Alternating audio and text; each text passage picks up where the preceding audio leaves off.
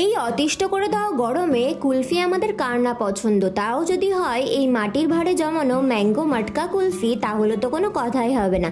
Hello everyone, রান্নাবাটির একটা নতুন ভিডিওতে সকলকে স্বাগত।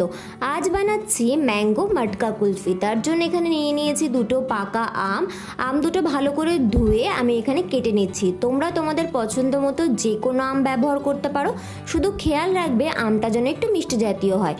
তো আমটা ভালো করে কেটে নিয়ে তারপর আমি দিয়ে দেবো মিক্সিং জারের মধ্যে। আর এই কুলফিটা বানাতে খুব বেশি জিনিসের প্রয়োজন হয় না, খুব কম উপকরণেই হয়ে যায়। তো আমের সাথে আমি দিয়ে দেবো আর অল্প কিছু উপকরণ, যেমন প্রথমে আমি দেবো কিছুটা ফ্রেশ ক্রিম।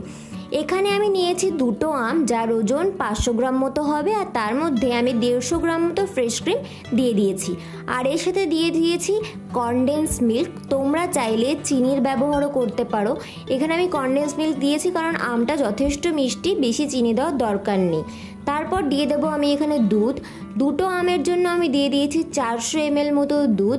এবার এই সব কিছুকে একসাথে ভালো করে ব্লেন্ড করে নিতে হবে। ব্লেন্ড করা হয়ে গেলেই তৈরি হয়ে যাবে আমাদের কুলফির মিক্সচার। তার জন্য এবার মাটির পাত্রগুলোকে ভালো করে ধুয়ে নিতে হবে। প্রত্যেকটা মাটির পাত্র আমি খুব ভালো করে আগে থেকে ধুয়ে শুকিয়ে নিয়েছি। এবার যে কুলফির মিক্সচারটা আমি তৈরি করেছি সেটা প্রত্যেকটা মাটির পাত্রে আমি ঢেলে নেব। তোমরা খেয়াল রাখবে একটু কম করে ঢালবে, কারণ বরফ হয়ে গেলে তো বেড়ে যাবে, তাই সেই জায়গাটা রেখে তারপর ঢেলে নেবে। এখানে একটা মাটির পাত্রে আমার একটু বেশি ভর্তি করা হয়ে গেছিলো, বাকিগুলো সেই জন্য আমি কম করেই ভর্তি করেছি। আর তার উপর দিয়ে দিয়েছি কিছুটা কুচিয়ে নেওয়া কাজু।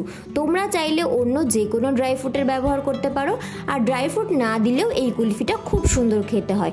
এবার প্রত্যেকটা মাটির পাত্র আমি এখানে ফয়েল পেপার দিয়ে ভালো করে আটকে দিয়েছি। এইভাবে আটকে নিয়ে প্রত্যেকটা মাটির পাত্রকে আমি রেখে দেবো ফ্রিজের মধ্যে। রেখে দেবো মোটামুটি 4-5 ঘন্টা। চাইলে তোমরা রাত্রে রেখে দিয়ে পরের দিন সকালেও বের করতে পারো, তাহলে সবচেয়ে ভালো হয়। আমাদের কুলফি কিন্তু জমে তৈরি হয়ে গেছে। এবার দাঁড়াও, তোমাদের ফয়েল পেপারের ঢাকনাটা খুলে দেখাই। দেখো কি সুন্দর তৈরি হয়েছে, একদম জমে গেছে।